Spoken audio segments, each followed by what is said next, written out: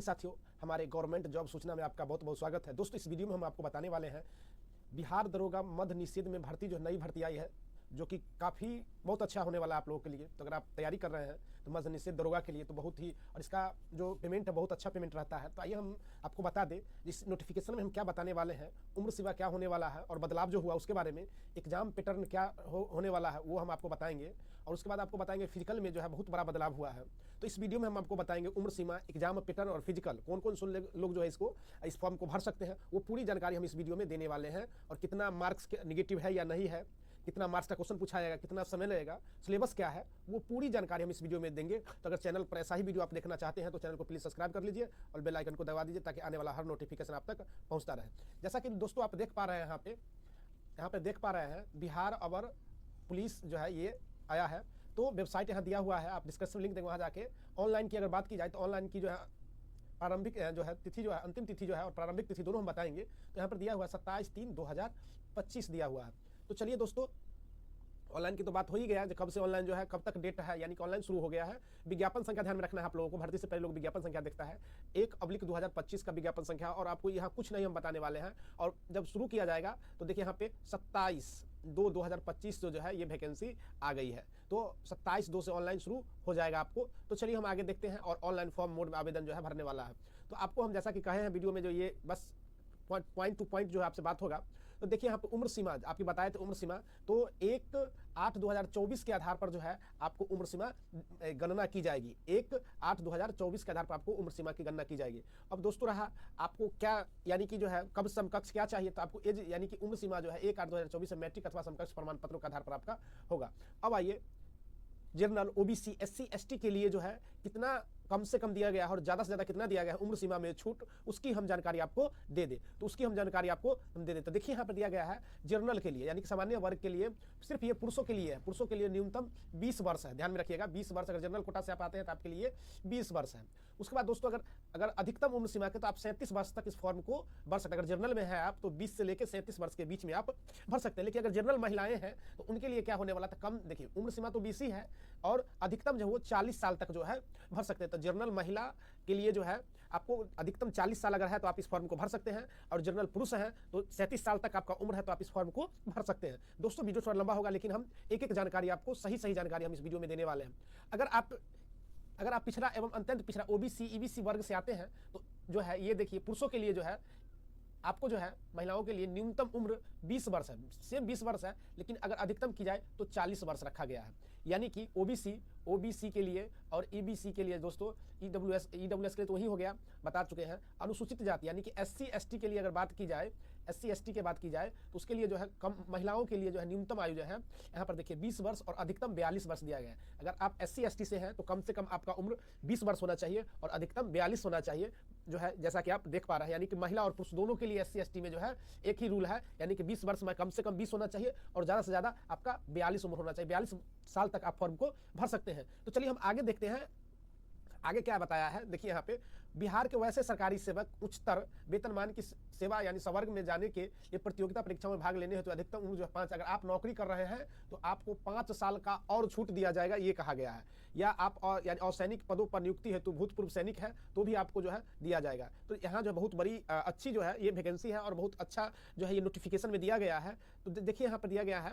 उसके बाद आपको जो है जन्म तिथि क्या कह रहा है, मैट्रिक अथवा समकक्ष के जो आधार पर जो है जन्म तिथि माना जाएगा, जैसा कि हम ऊपर बता चुके। आइए अब शारीरिक मापदंड में बहुत जो है, शारीरिक मापदंड में क्या बदलाव हुआ है। देखिए यहाँ पर ऊंचाई, सीना और वजन के लिए कोई अंक देय नहीं होगा। यानी कि अगर आप ऊंचाई जो है, ऊंचाई, सीना और वजन के लिए कोई अंक देय नहीं होगा, परंतु विहित अर्हताएं पूरी नहीं करने वाले अभ्यर्थी असफल घोषित किया जाता है। अगर जितना अर्हता दिया गया है उतना अगर आप नहीं कर पाते हैं तो आपके लिए जो है वहां असफल घोषित कर दिया जाएगा। कम से कम आपको जो है ये था जो गोला फेंक देंगे इतना नंबर आ जाएगा, वो बात इसमें नहीं है। सिर्फ आपको जो है कम से कम जो है आपको ये दिया गया है। देखिए ऊंचाई में, देखिए ऊंचाई आपका जो सबसे पहले अभ्यर्थी का ऊंचाई, हाइट की बात करते हैं हम यहाँ पर। देखिए तो सामान्य वर्ग का हाइट जो है, सामान्य वर्ग का हाइट जो है पुरुष के लिए, देखिए यहाँ पर पुरुष के लिए जो है एवं पिछड़ा वर्ग के लिए, सामान्य और पिछड़ा वर्ग के लिए जो है 165 सेंटीमीटर रखा गया है। यानी कि 165 सेंटीमीटर जो है आपको रखा गया है।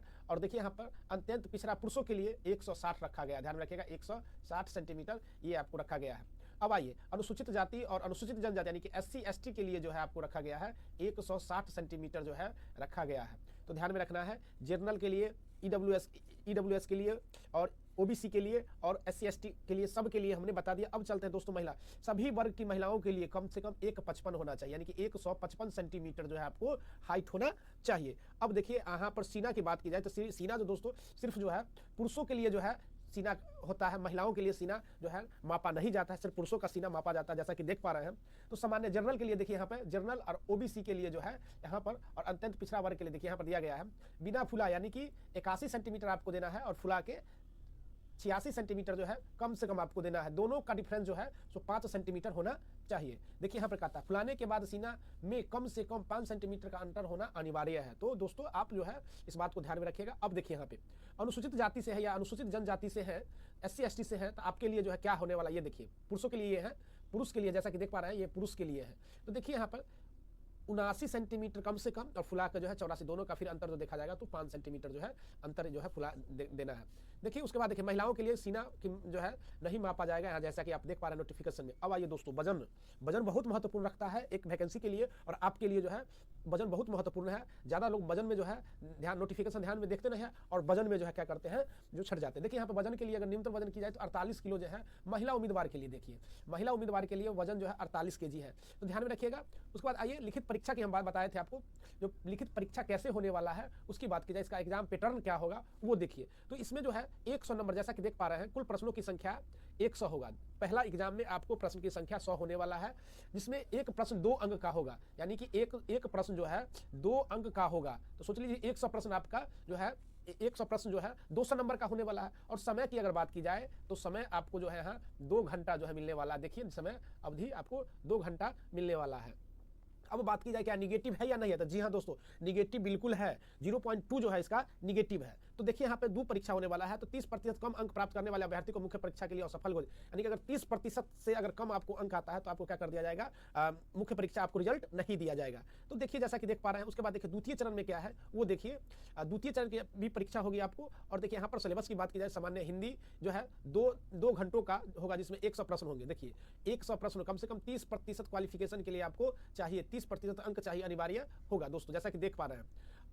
अन्यथा आपको क्या कर दिया जाए, अयोग्य घोषित कर दिया जाएगा। अब आइए कौन कौन सा सब्जेक्ट पूछा जाएगा वो बात कर देखिए। यहाँ पर दिया गया है सामान्य अध्ययन, सामान्य विज्ञान, नागरिक शास्त्र, भारतीय इतिहास, भारतीय भूगोल, गणित, मासिक योग्यता यानी कि रीजनिंग, और संबंधित द्वितीय पत्र में जो आपको द्वितीय पत्र में जो आपको जो है तो 200 अंक होगा, जिसमें प्रश्नों की कुल संख्या 100 होगी, जैसा कि पहले में था वैसा ही दूसरे में था। लेकिन यहाँ पर देखिए 0.2 जो है आपका अंक काटा जाएगा, यानी कि दोनों चरणों में परीक्षा में प्रत्येक गलत उत्तर के लिए आपको 0.2 जो है काटा जाएगा। उत्तर पुस्तिका 2 प्रति में होगी, जिसमें एक प्रति आयोग के पास सुरक्षित रखी जाएगी, यानी कि 2 प्रति में जो है पेपर बनेगा, जिसमें एक आयोग के पास रहेगा और एक आपके पास रहेगा, जैसा कि आप लोग देख पा रहे हैं दोस्तों। उसके बाद जो है यहाँ पर देखिए थोड़ा सा और ज्यादा वीडियो लंबा हो रहा है। मुख्य लिखित परीक्षा के आधार पर रिक्तियों के 6 गुना अभ्यर्थी का चयन कोटिवार मेघानुसार जो है शारीरिक दक्षता के लिए बुलाया जाएगा। ध्यान में रखिएगा बुलाया जाएगा, यानी कि 6 गुना बच्चा को जो है लिखित परीक्षा के आधार पर जो है आपको बुलाया जाएगा। रिजल्ट की बात की जाए तो 6 गुना रिजल्ट देगा।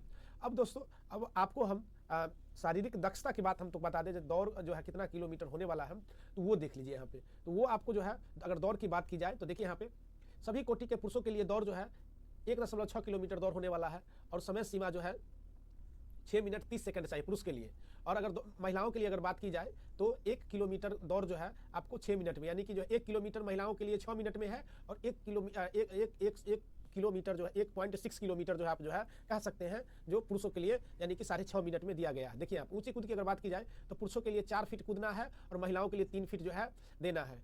उसके बाद दोस्तों कम से कम 4 और कम से कम 3 लंबी कूद की अगर बात की जाए तो पुरुषों के लिए 12 फीट है, देखिए जैसा कि देख पा रहे हैं, और महिलाओं के लिए 9 फीट है। गोला की अगर बात की जाए तो गोला जो है 16 पाउंड का जो है पुरुषों के लिए रखा गया है, जैसा कि देख पा रहे हैं, और महिलाओं के लिए जो है 12 पाउंड का जो है दिया गया है। कम से कम 10 फीट फेंकना है महिलाओं को, और पुरुष को 16 फीट जो है फेंकना है। उसके बाद दोस्तों 10 फीट से कम फेंकने वाले महिलाओं को असफल घोषित कर दिया जाएगा। तो दोस्तों इस प्रकार जो है आपको हमने सारा जो नोटिफिकेशन